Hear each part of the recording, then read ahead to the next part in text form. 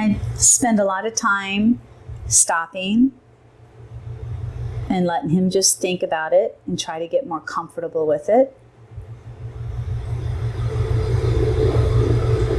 You all might be asking, why do I keep going after him with the bag? Well, bottom line is he shouldn't be afraid of that.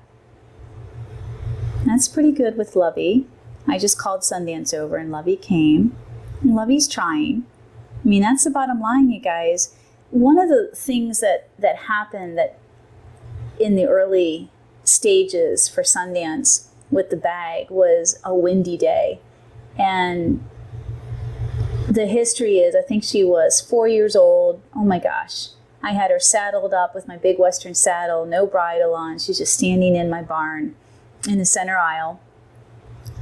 And this is when I had just gotten back into horses. So we're talking like 14 years ago.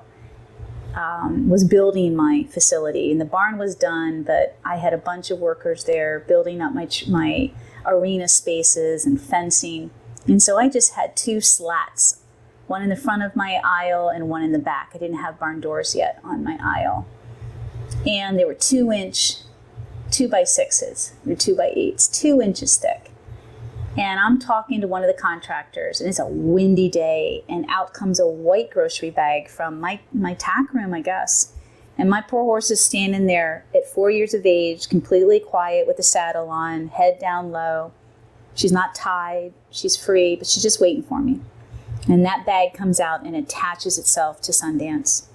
And she freaked out. I used my body as leverage right there. She freaked out.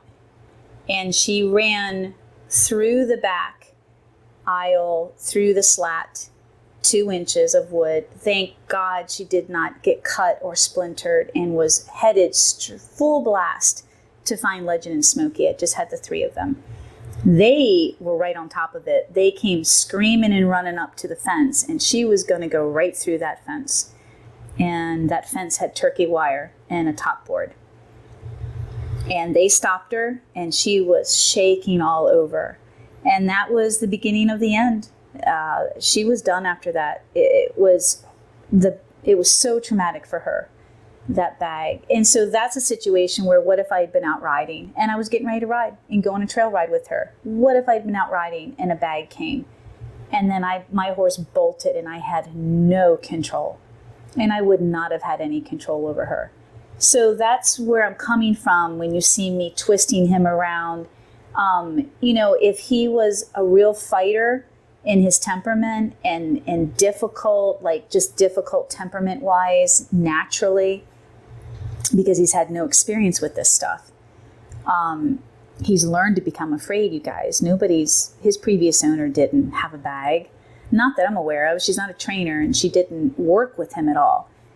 Who's to say, though, he didn't have some previous trauma, or his mother was a nervous wreck. So that's where he learned to be nervous. When he first came here, he was a wreck, this little baby.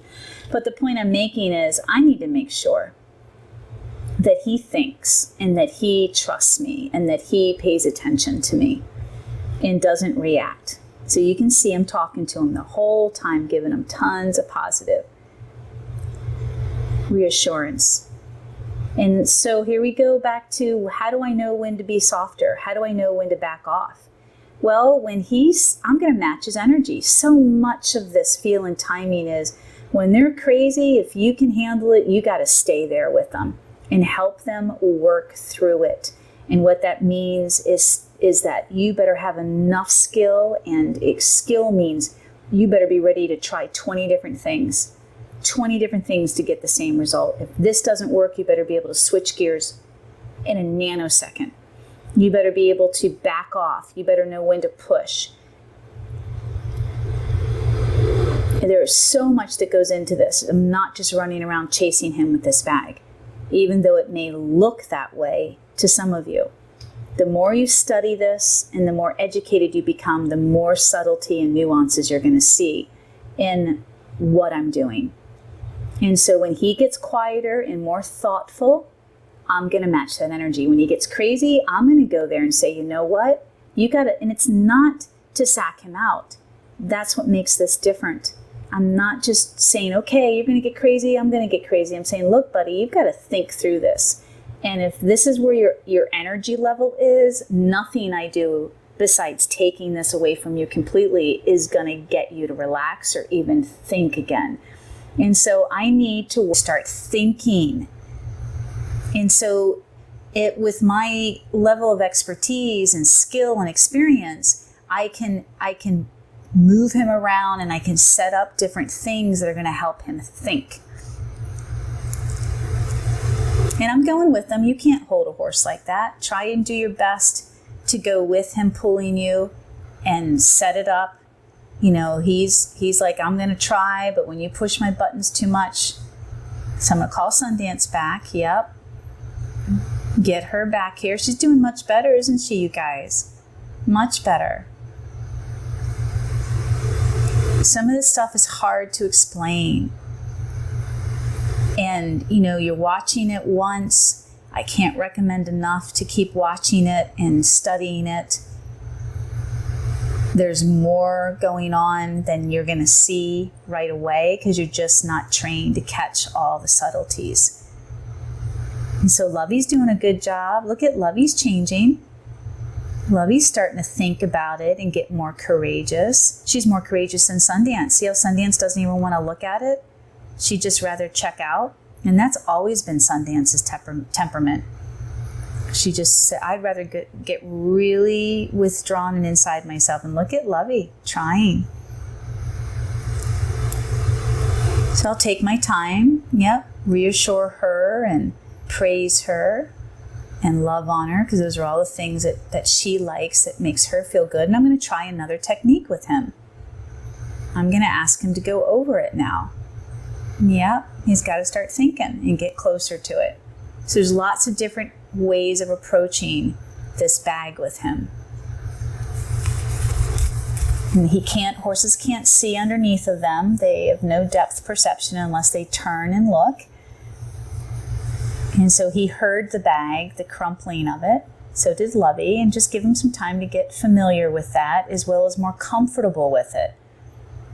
And, you know, for the two girls, it's really about the same thing for them mostly. Can both Sundance and Lovey get more comfortable and familiar with this? And of course, you know, your young horse that's petrified of it, you want him to get more familiar. Sometimes this is just about experience.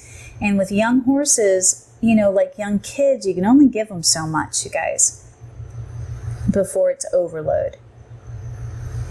And so much of his reactiveness is a lack of maturity. It's just a young mind.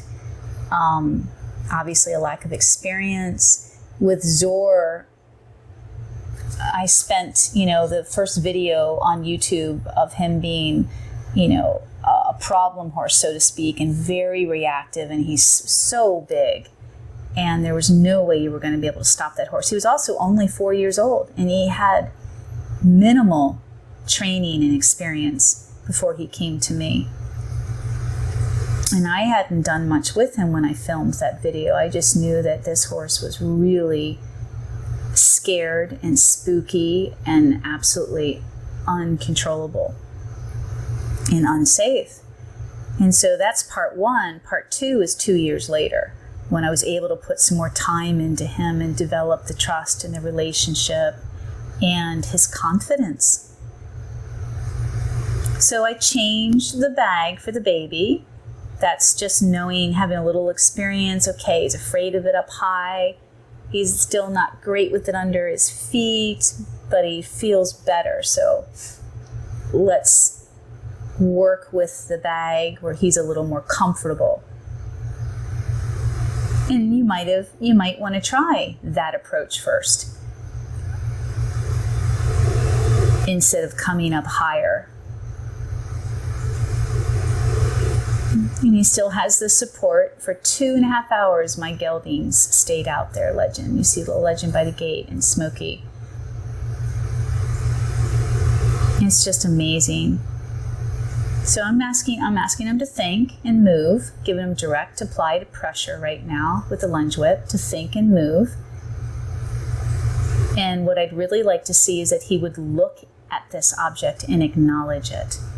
I know he's focused on me, but I'd like him to acknowledge what he's afraid of. So when horses aren't sure, obviously they're fearful, they want to avoid it. That's instinctual for them, or kill it. He wants to do both. But when they become comfortable with something they were previously afraid of, they become curious, because horses are also curious by nature. And he's a very curious, open, playful young horse who was not afraid of bags. But he's developed this fear thanks to my 2 mares. And he is very easily influenced. That was why he came to me at 10 months of age. He was absolutely unmanageable. This young horse, I had to back up his previous owner. We opened up the round pen, and I backed the trailer into the round pen to unload him, and he was rocking that trailer. It was a stock trailer with a big open box stall, and he was screaming. And he cut his face all up. He was a wreck. And he was born that way. His mother was nervous and anxious.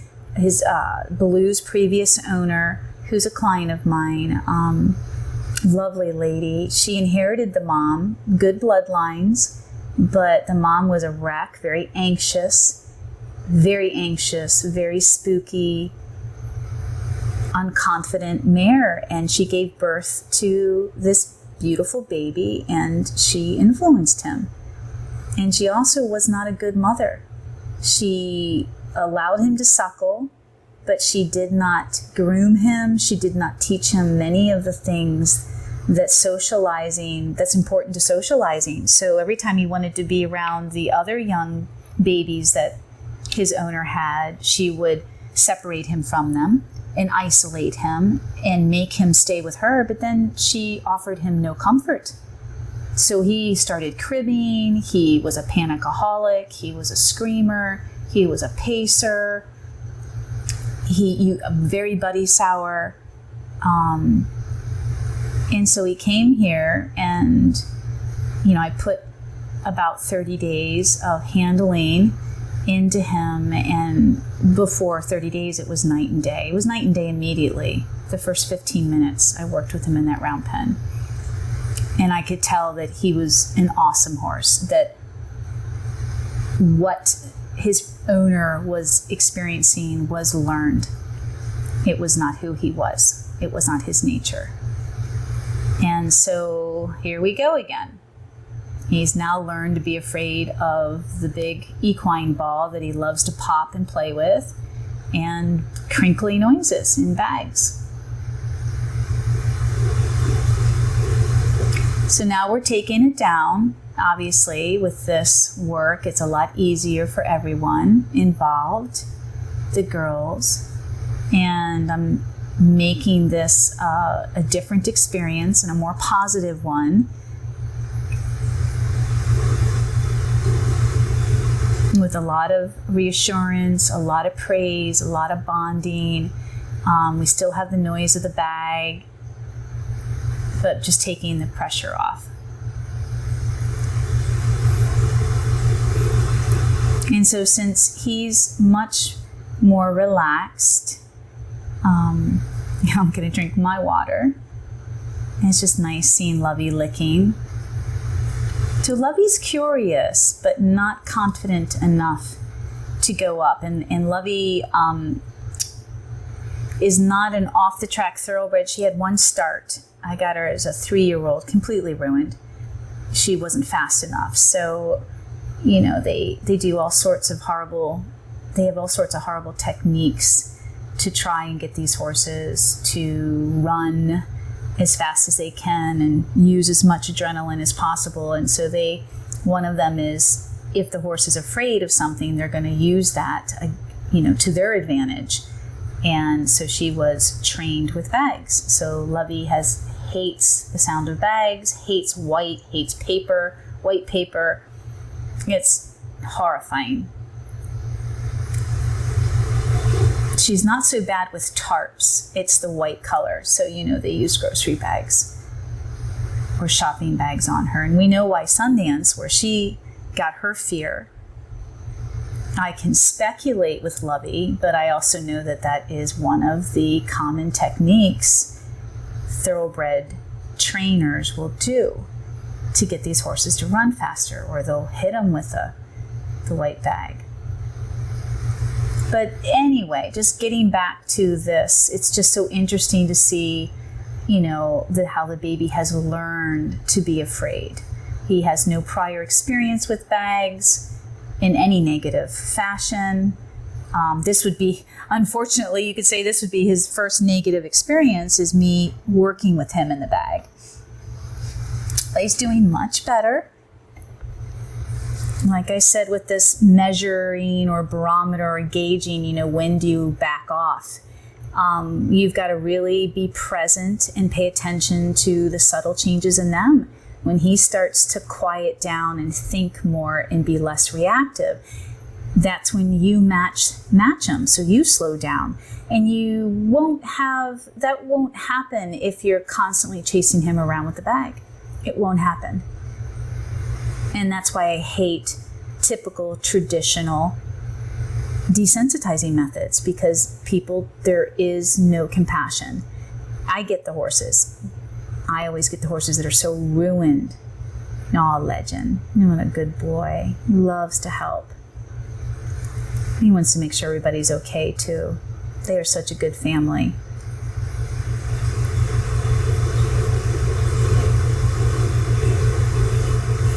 So again, it's time to just relax for a little bit. The baby's coming down and thinking more. He's very alert. He's not shut down like Sundance or Frozen. He's paying attention, and he's blinking. His mouth is relaxed. His ears are on me. He's trying. Lovey's exhausted. She's doing a lot of good licking too, but she's thinking too. It's good for you guys to start to read horses with this series too.